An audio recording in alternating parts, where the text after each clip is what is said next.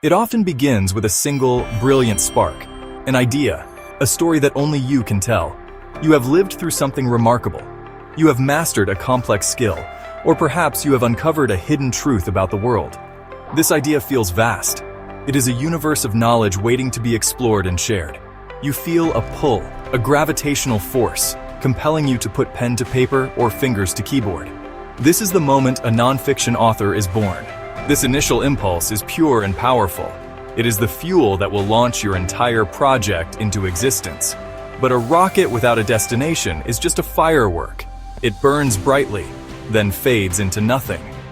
Many new writers, caught in the beautiful chaos of this creative Big Bang, make a simple yet profound miscalculation. They begin to build their world immediately. They gather their facts, outline their chapters, and start crafting sentences. They focus entirely on the what, the information, the story, the expertise they wish to convey. The sheer volume of their own knowledge becomes the central sun of their new solar system. They believe that if they build a world rich enough and bright enough, that people will naturally be drawn to it. This is an understandable assumption. After all, the idea is what started this journey. It feels like the most important thing in the universe. But a book is not a monologue shouted into the void. It is a conversation.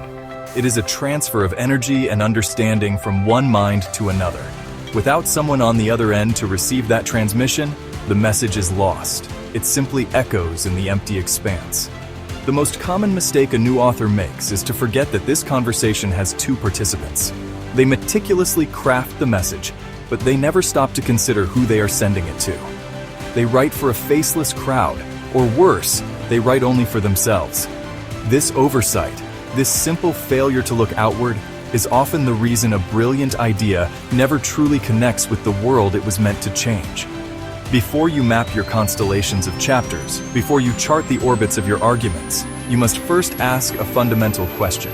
It is a question that sits at the very beginning of your journey. Who is this for?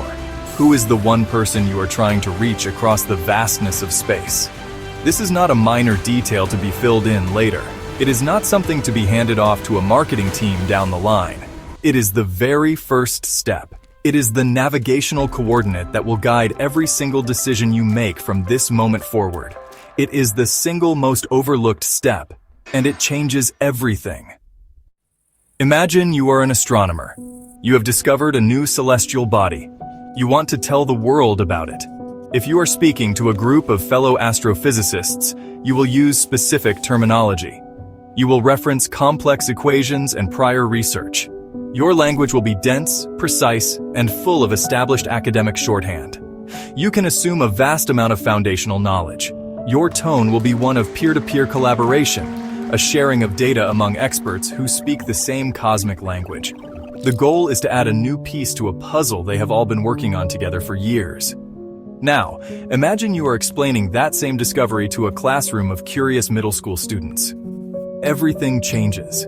Your language must become simpler. You will use analogies and metaphors to explain complex ideas.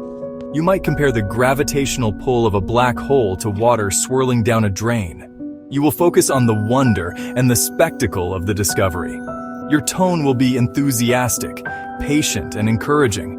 You are not just presenting data, you are trying to ignite a spark of curiosity in a young mind. The core information is the same, but the delivery system is completely different. The message is reshaped entirely by the nature of the recipient. This is why identifying your reader is not just a marketing exercise. It is the fundamental principle of effective communication. When you know exactly who you are writing for, you know what questions they are asking. You can anticipate their doubts and their fears. You understand their level of existing knowledge, so you know what you need to explain from scratch and what you can safely assume. This knowledge allows you to build a bridge directly from your mind to theirs. Without this bridge, you are simply piling up stones of information on your side of a canyon, hoping someone on the other side figures out how to cross. Knowing your reader influences every choice. It dictates your tone of voice. Are you a supportive coach, a formal professor, or a trusted friend? It shapes your structure. Should you start with the basics or jump straight into advanced concepts? It determines your examples. Will a reference to a 1980s pop song resonate? Or should you use an analogy from the world of online gaming? It even affects the length of your sentences and the complexity of your vocabulary. When you write for a specific person, your writing becomes sharper, clearer, and infinitely more persuasive. You stop writing at an audience and start writing for a reader. So, how do you find this person, this ideal reader? You cannot simply guess. You must become a detective. You must gather clues and build a detailed profile. The first step is to ask broad questions about their demographics. How old are they? Are they a recent college graduate in their early 20s, or are they approaching retirement in their 60s? What is their profession? Are they a corporate executive, a freelance artist, a stay-at-home parent, or a student? Where do they live? An urban city center or a rural community? These details are not about stereotyping. They are about building a tangible picture of a real human being. The next layer of your investigation goes deeper, into their psychographics. This is where you explore their inner world.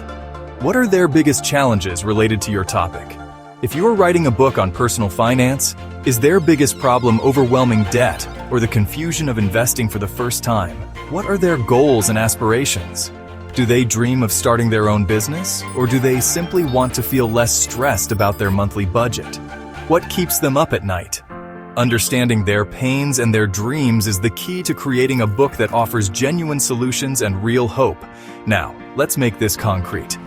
Let's say you are writing a book about starting a vegetable garden for the first time. Your ideal reader might be Sarah. Sarah is 35 years old. She lives in a suburban home with a small backyard. She works a demanding office job and has 2 young children. Her main challenge is a lack of time and a fear of failure. She has tried to keep houseplants alive before, and it did not go well. Her goal is not to become a master farmer, but to grow a few simple things like tomatoes and herbs, so she can cook fresh food for her family and teach her kids where food comes from. She feels guilty about not being outdoorsy and is overwhelmed by the expert advice she finds online. With this profile of Sarah in mind, your book begins to write itself. You know you need to use a reassuring and encouraging tone. You should focus on low-maintenance plants and simple time-saving techniques. You would organize your chapters around her specific pain points, with titles like The 5-Minute-a-Day Garden or From Black Thumb to Green Thumb. You would choose examples and stories that resonate with a busy parent's life. You are no longer writing a generic gardening manual. You are writing a personal guide for Sarah, a book that understands her life and speaks directly to her needs. And in doing so, you will also reach thousands of others just like her. Once you have identified your Sarah, your David, or your Maria, everything about your writing process is transformed. The blank page is no longer an intimidating void. Instead, it becomes a space for a focused conversation with one person. When you sit down to write, you can picture them. You can imagine them nodding along or perhaps getting confused at a certain point. This mental image acts as your North Star. It helps you decide which anecdotes to include and which jargon to cut.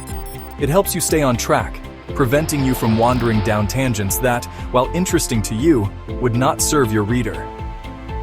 This reader-first approach solves the writer's most common problems. Do you struggle with finding your voice?